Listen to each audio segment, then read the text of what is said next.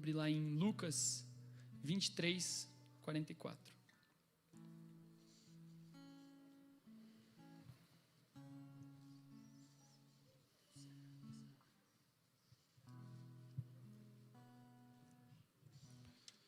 Todos acharam? Já era quase meio-dia, e escurecendo-se o sol, houve trevas sobre toda a terra, e até as 3 horas da tarde. E o véu do santuário se rasgou pelo meio. Então Jesus clamou em alta voz: Pai, nas tuas mãos entrego o meu espírito. E dito isso, expirou. Somente isso, os irmãos podem se assentar. Essa semana, no início da semana, o Fernando falando comigo, fez o pedido para eu estar trazendo a palavra hoje. E foi uma semana bem complicada, foi uma semana que aconteceu muita coisa, bem difícil, mas eu busquei a Deus e meditando na palavra e ouvindo louvores, o Senhor me mostrou uma palavra, que é a palavra motivação. E o Senhor me mostrou essa palavra e eu fui pesquisar, né? E quando você vai no dicionário, ela tem alguns significados e um deles é causa, ação, né? Ela é autoexplicativa, é um motivo para você tomar uma ação. E nós, jovens, é muito bom ter essa oportunidade de pregar para jovem, porque a gente está vivendo junto isso, a gente caminha nessa mesma fase. Então a gente vai vivendo e vai acumulando experiências e poder compartilhar com vocês é muito bom. E falando de nós jovens, é uma fase da nossa vida onde a gente tem que tomar muitas decisões. É uma fase onde a gente tem escolhas a ser tomadas na nossa vida e que essas escolhas vão gerar muitos resultados. E podem ser resultados que durem pelo resto da nossa vida, podem ser resultados para a nossa vida inteira. Então, o que isso pode causar em nós? Pode causar um certo medo, uma certa insegurança. E eu falo por mim, quando eu me deparo com uma situação onde eu nunca tive que tomar aquela decisão, eu fico meio inseguro, eu fico com o pé atrás.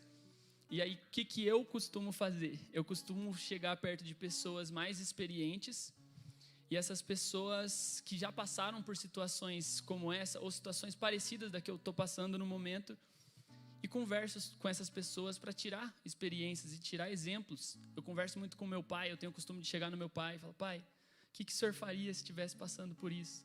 Ou com a minha mãe, ou até mesmo com o meu líder. E eles sempre têm bons exemplos a nos passar. É sempre bom a gente se inspirar em pessoas confiáveis. Ou então, aqueles que são um pouco mais quietos, mais tímidos, têm o costume de observar. A gente observa as atitudes de pessoas que estão passando por situações.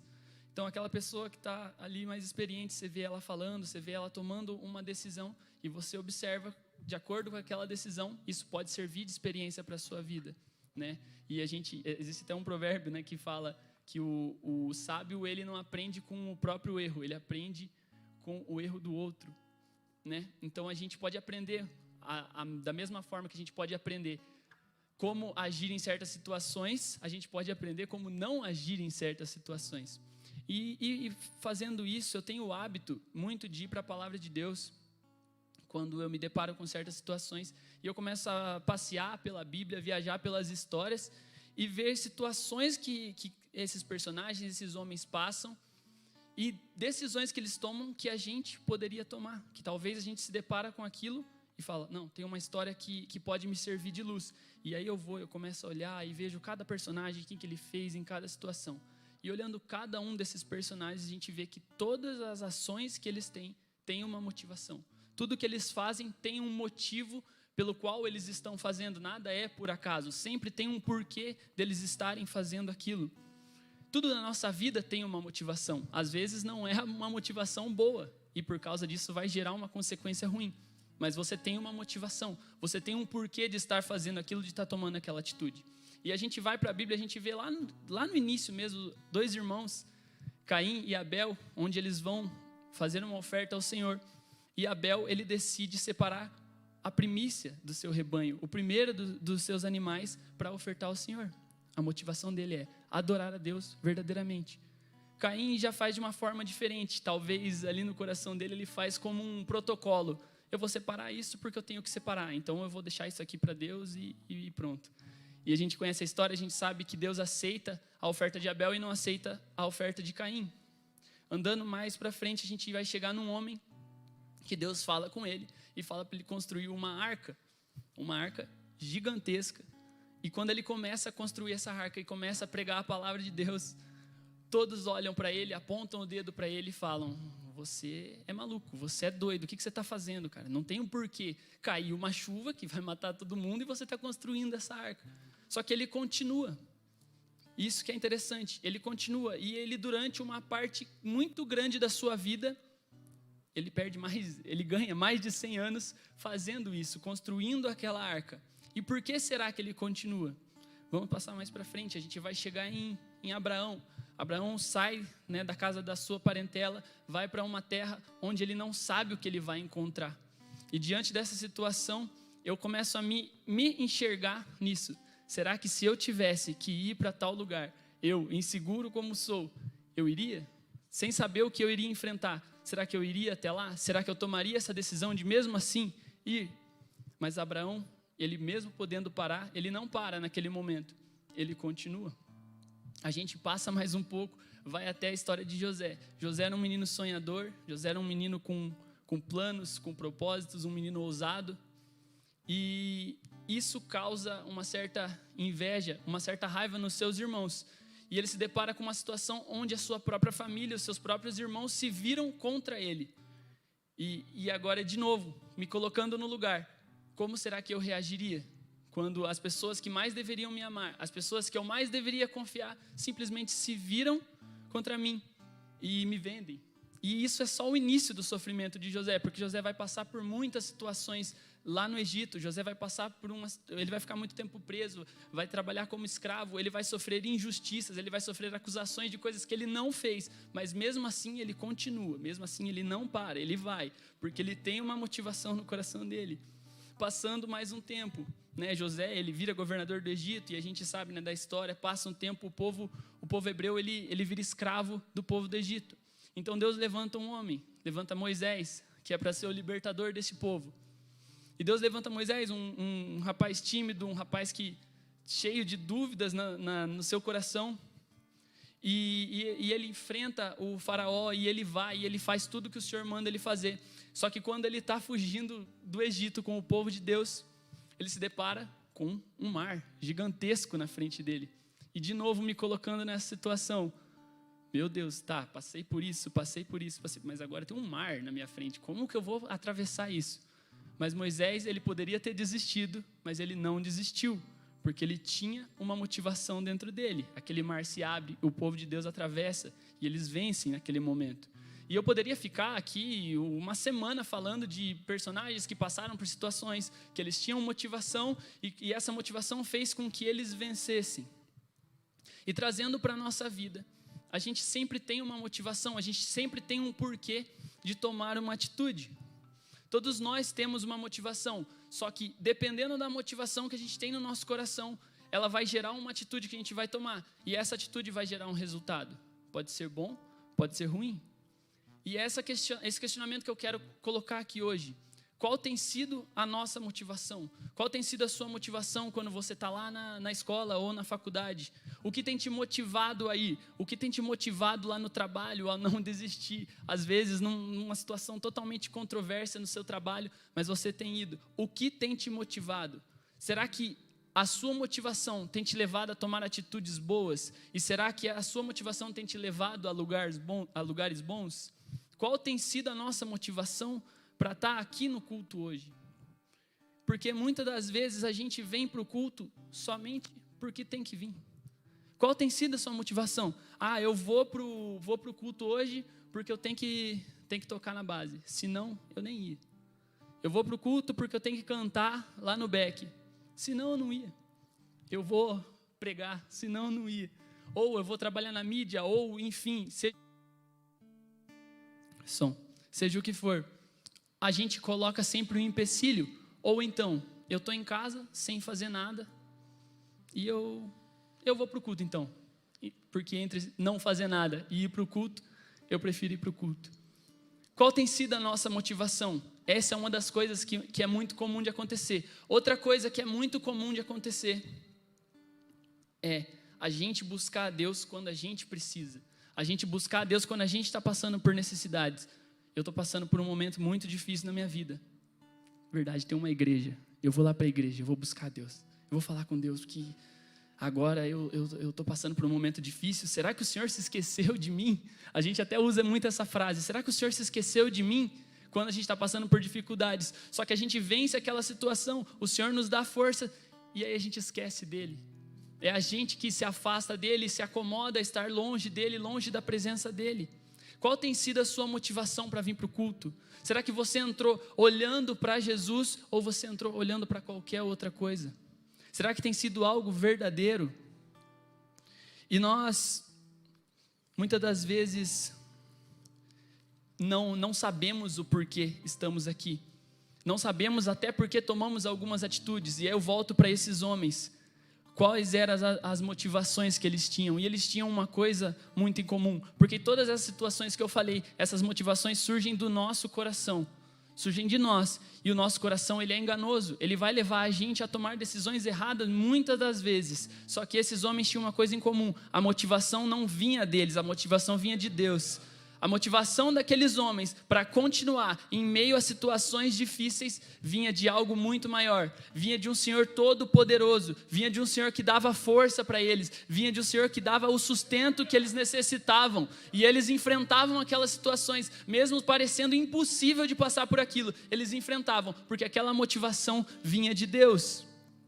Talvez a motivação de Noé, quando ele olhou para todas aquelas pessoas apontando o dedo para ele, julgando ele, zombando dele, talvez aquilo nem afetasse ele, porque ele sabia que o que tinha dentro do coração dele era muito maior do que qualquer coisa que apontasse o dedo para ele.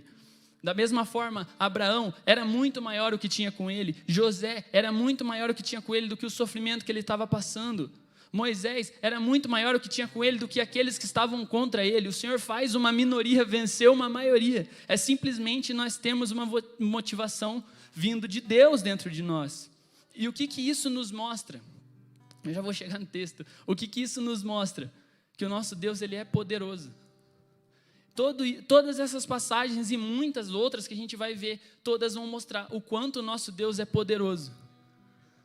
E o Gui citou isso, e até foi uma confirmação do que eu ia falar hoje.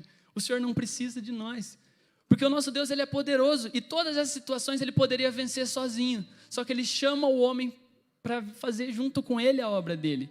E se às vezes a gente pensa que o Senhor precisa da gente, o Senhor não precisa da gente, o Senhor não precisa da minha adoração, o Senhor não precisa do meu louvor, o Senhor não precisa da minha oração, quem precisa sou eu preciso me achegar a Ele, eu preciso me aproximar dEle. Mas por que o Senhor faz isso? Então se Ele não precisa, se o homem é pecador, se o homem se desvia muitas vezes do caminho dEle e Ele chama de volta, porque o Senhor, Ele é amor. Porque o nosso Deus, Ele é amor, e Ele nos criou para que a gente se relacionasse com Ele. Nós fomos criados para nos relacionar com o nosso Criador, e é por isso que o Senhor nos chama para fazer a obra dEle junto com Ele. Muitas das vezes a gente não deixa de ajudar, a gente atrapalha, da nossa forma, do nosso jeito errado, do nosso jeito todo torto de fazer as coisas, a gente acaba atrapalhando. Mas Deus fala, meu filho, eu sei que você faz tudo errado, eu sei que você tropeça, eu sei que você erra, mas eu quero ter você ao meu lado, porque eu amo você, e eu criei você para se relacionar comigo. Você foi criado para se relacionar com o seu Criador. Todos aqueles homens venceram essas situações, porque a motivação dentro deles era maior. E essa prova, isso é uma prova de amor muito grande. O Senhor, mesmo não precisando de nós, Ele nos chamar para fazer a obra dEle junto com Ele. Só que se isso não basta, aí a gente chega no texto. Se essa prova de amor não basta para a gente adorar Ele, para a gente ter uma motivação verdadeira, a gente chega no texto.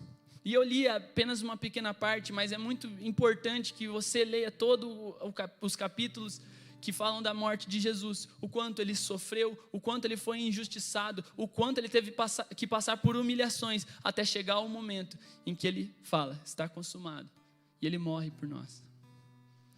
E o que isso nos mostra para nós? Que o ser humano, mesmo o Senhor não precisando da gente, sendo todo poderoso, e ainda assim nos chamando para fazer a obra dele, o ser humano caiu de novo. E o ser humano falhou de novo, e o ser humano falhou de novo, e nós falhamos de novo, e quando eu penso, nossa, está tudo perdido, o Senhor fala, não, eu tenho um plano para você.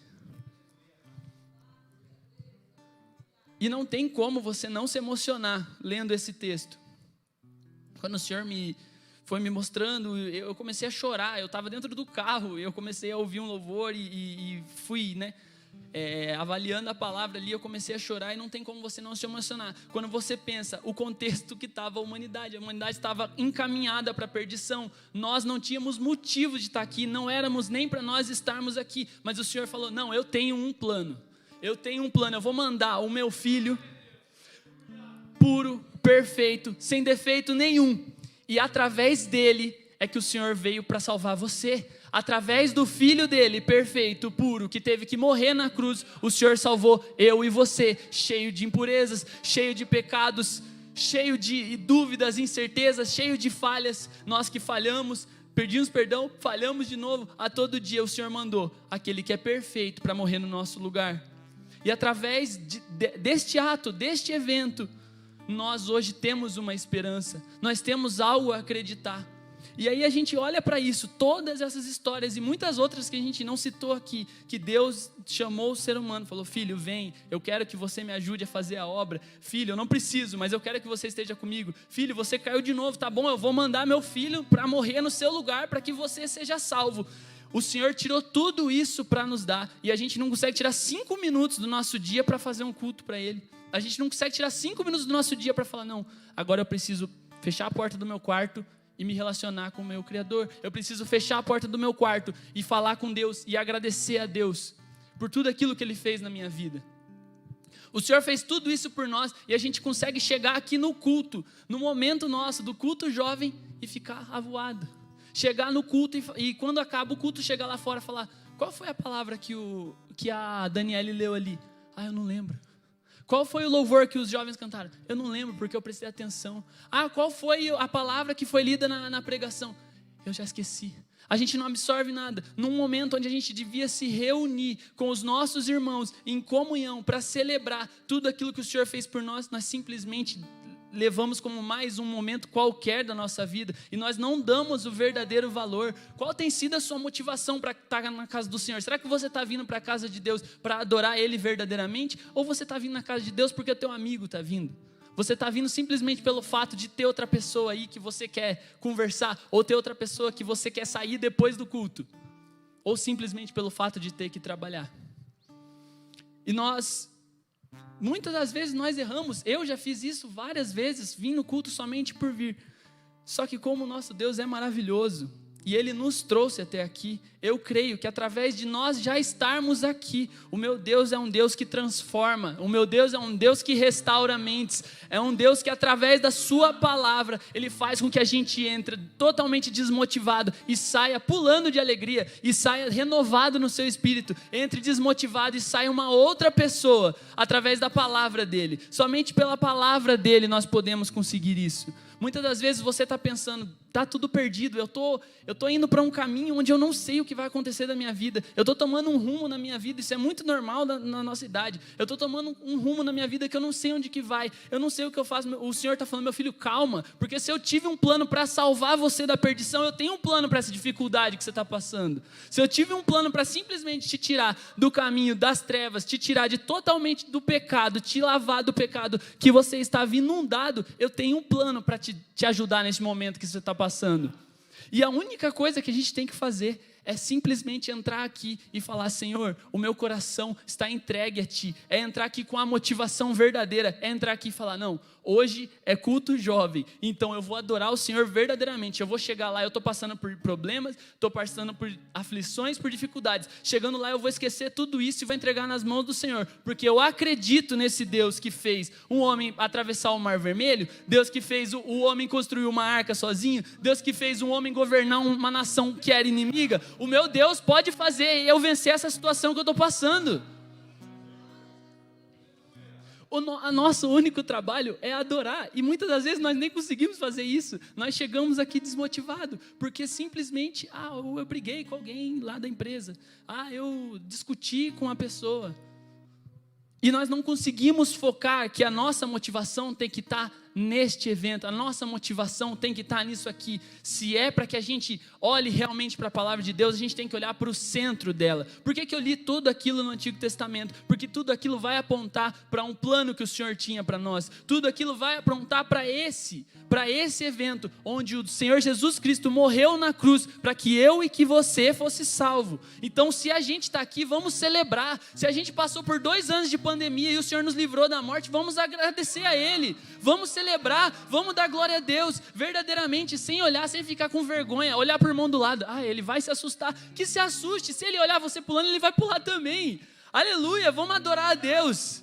Eu amei o hino que o Paulinho cantou aqui, para a gente celebrar mesmo, verdadeiramente, do fundo do nosso coração, que o Senhor me livrou de uma pandemia de 2 anos. O Max leu as estatísticas aqui no pré-culto. Quantas pessoas que infelizmente perderam a sua vida, infelizmente pessoas próximas a nós perderam a sua vida, mas o Senhor nos dá uma nova oportunidade para estar aqui adorando a Ele. Então eu vou adorar Ele de todo o meu coração, da forma que eu puder. É a única coisa que eu devo fazer, porque o preço Ele já pagou por mim. Amém? Se você crê nisso, por favor, coloque a mão no seu coração, fique de pé.